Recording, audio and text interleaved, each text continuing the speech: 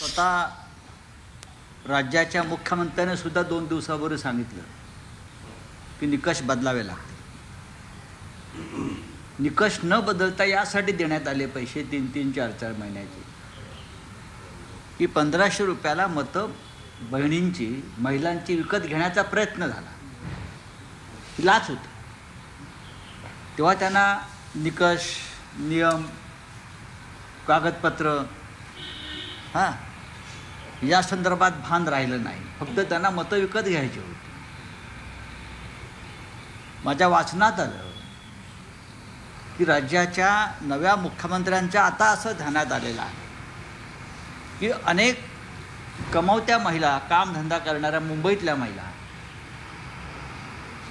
ज्यांचं उत्पन्न खूप छान आहे, चांगलं आहे, मोठ्या मोठ्या कार्यालयातही काम करतात, अशा घरातल्या 3-3 महिलांना सुद्धा लाडकी बहीण योजनेचे पैसे जात आहेत. ही गरीब महिलांसाठी योजना होती, सामान्य महिलांसाठी योजना होती, ज्यांचं उत्पन्नाचं साधन नाही, अशा ग्रामीण भागातल्या, शहरातल्या महिलांसाठी योजना असावी अशी आमची भूमिका होती. पण वेगळ्या वेगळ्या क्षेत्रात काम करणाऱ्या महिला यांनी सुद्धा आपापल्या घरात या योजनेचा लाभ घेतल्यामुळे काही लाख महिला अशा प्रकारे आता त्यांच्या समोर आल्या. म्हणजे हे पैसे तुम्ही चुकीच्या मार्गाने दिलेत आणि आता तुमचे डोळे उघडलेत की बोजा सरकारच्या तिजोरीवर पडतोय, तो बंद केला पाहिजे. आणि आता त्यांच्या हालचाली सुरू झाल्यात. कारण पैसे आणणार कुठून? उत्पन्नाची साधनं काय, रेव्हेन्यू सोर्सेस काय आहे, हे आता नवीन सरकारच्या लक्षात आल्यामुळे आता फक्त आमची एवढीच प्रार्थना आहे की ज्या महिलांना हे पैसे दिले ते तुम्ही परत काढून घेऊ नका, त्यांना नोटिसेस पाठवू नका की पैसे जमा करा म्हणून. तुम्ही काही करू शकता, पण हे जे सुरू आहे त्या संपूर्ण घडामोडींवरती आमचं बारीक लक्ष आहे. दरवर्षीप्रमाणे यंदा परत बेळगावमध्ये कर्नाटक राज्य सरकारचं अधिवेशन होते. त्याला प्रत्युत्तर म्हणून महाराष्ट्र एकीकरण समिती दरवर्षी महामेळावा घेते. यंदा पुन्हा एकदा महामेळाव्याला परवानगी नाकारलेली आहे. काँग्रेसची सत्ता आहे सध्या. सत्ता काँग्रेसची असो किंवा भारतीय जनता पक्षाची असो, काँग्रेसची सत्ता कशा करता तुम्ही सांगताय? जेव्हा येदियुरप्पाचं राज्य होतं, जेव्हा कुमारस्वामीचं राज्य होतं, तेव्हाही ह्यापेक्षा वेगळे प्रकार घडत नव्हते. राज्याच्या मुख्यमंत्र्या, राज्याच्या उपमुख्यमंत्र्यांनी दोन्ही बेळगावात जाऊन, मी वारंवार सांगत आलो, एकनाथ शिंदे हे राज्यात मंत्री असताना, चंद्रकांत पाटील हे राज्यात मंत्री असताना त्यांच्याकडे सीमा भागाचा विशेष कार्यभार होता.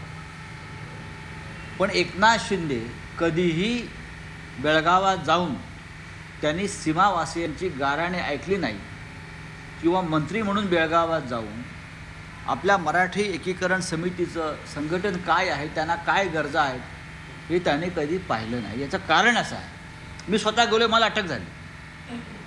मी वारंवार बेळगावात गेलो या काळामध्ये, आमचं सरकार असतानाही, आणि मला अटक केली, माझ्यावर खटले दाखल केले. आम्ही घाबरलो नाही.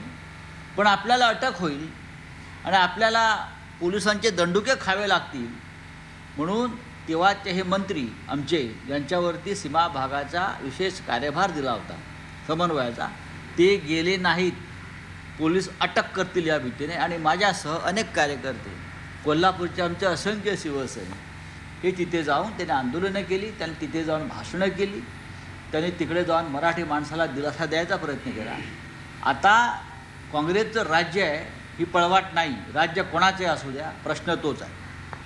सर, इंडिया आघाडी किंवा महाविकास आघाडीमध्ये एकमत नाही का, अशा पद्धतीच्या चर्चा सुरू झाल्या. त्याचं कारण असं आहे की समाजवादी पक्षानं 2 दिवसापूर्वी वेगळी भूमिका महाराष्ट्रामध्ये घेतली होती. आदित्य ठाकरेंनी म्हटलं होतं की भाजपची बी टीम आहे. रोहित पवारांनी त्याला उत्तर दिलेलं आहे, एखाद्याला बी टीम म्हणून आता हिनवणं योग्य नाही. महाविकास आघाडी कुठतरी आघाडीतच बिघाडी. आम्ही त्याच्यावरती अखिलेश यादव जे आहेत सपाचे प्रमुख, त्यांच्याशी चर्चा करून त्यातून काय मार्ग काढता येईल हे आम्ही पाहत आहोत.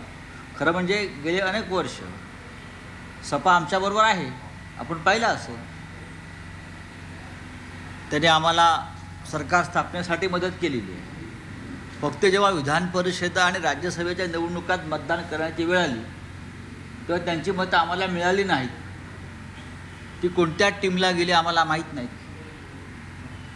आताही समाजवादी पार्टीचे अबू आझमी यांच्या प्रचाराला मी स्वतः गेलो होतो मानखुरला जाहीर सभा घेण्यासाठी, आणि हे आमचे उमेदवार निवडून यावेत समाजवादी पार्टीचे म्हणून मी स्वतः गेलो. इतकंच नव्हे तर आमच्यावरती प्रचंड प्रेशर होतं की मानखुरला शिवसेनेचा उमेदवार उभा करा.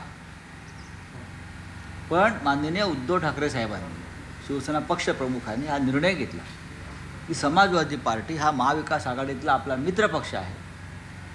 अबू आझमी त्या पक्षाचे या महाराष्ट्राचे अध्यक्ष आहेत, प्रमुख आहेत मुंबईचे. त्यांच्यासमोर शिवसेनेचा उमेदवार टाकणं म्हणजे आघाडी धर्म न पाळल्यासारखं होईल, ही माननीय शिवसेना पक्षप्रमुखांची भूमिका होती.